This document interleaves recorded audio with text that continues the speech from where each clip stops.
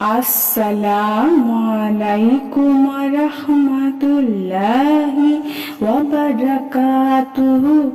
সুপ্রিয় সম্মানিত দর্শক শ্রোতা, আশা করি মহান রব্বুল আলামিনের দয়ায় আপনারা সকলেই ভালো আছেন।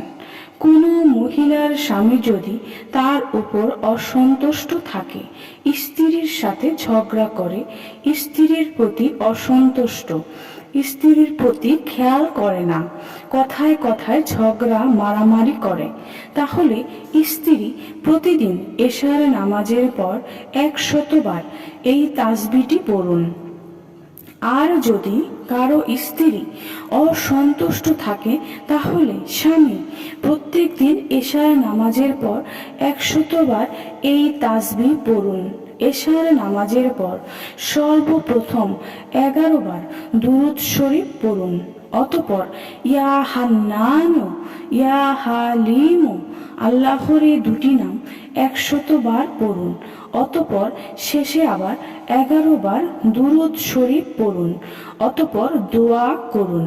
ইনশাআল্লাহ স্বামী স্ত্রীর মধ্যে মিল মোহাব্বত তৈরি হবে। ইয়া হালিমু আল্লাহ তাআলার একটি সুন্দর গুণবাচক নাম। এর অর্থ হলো সহনশীল। আল্লাহ পাকের এই নামটি কেউ যদি প্রত্যেক দিন জোহরের নামাজের পর 9 বার পড়ে, তাহলে সে সকলের নিকট সম্মানিত হবে। কেউ যদি বিচারকের সামনে আল্লাহর এই নামটি পড়ে, তাহলে বিচারক নরম হয়ে যাবে, তার উপর দয়াশীল হয়ে যাবে। আল্লাহর এই নামের আরও অনেক উপকারিতা রয়েছে। স্বামী স্ত্রীর মধ্যে অসন্তুষ্টি দূর করার জন্য আরেকটি ওজিফা, অর্থাৎ কোরআনী ওজিফা, যদি কোনো মহিলার স্বামী তার উপর অসন্তুষ্ট থাকে, তার প্রতি খেয়াল রাখে না, তাকে গুরুত্ব না দেয়, তাহলে সূরা ইখলাসের এই আমলটি করুন।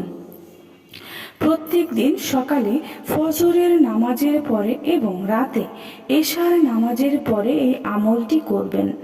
আমলটি কিভাবে করবেন? ফজরের নামাজের পর সর্বপ্রথম 11 বার দুরূদ শরীফ পড়ুন। অতঃপর 100 বার সূরা ইখলাস, কুল হু আল্লাহু আহাদ সম্পূর্ণ সূরা 100 বার পড়ুন। অতঃপর শেষে আবার 11 বার দুরূদ শরীফ পড়ুন এবং রাতে এশার নামাজের পরেও এভাবে এই আমলটি করুন। ইনশাআল্লাহ আপনার স্বামী আপনার প্রতি মেহেরবান হবে, দয়াশীল হবে, আপনার প্রতি খেয়াল রাখবে, আপনাকে ভালোবাসবে। সুপ্রিয় সম্মানিত দর্শক শ্রোতা, আশা করি ভিডিওটি ভালো লেগেছে।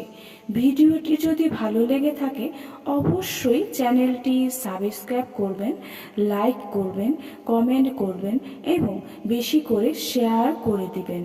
সবাই ভালো থাকবেন। আল্লাহ হাফেজ।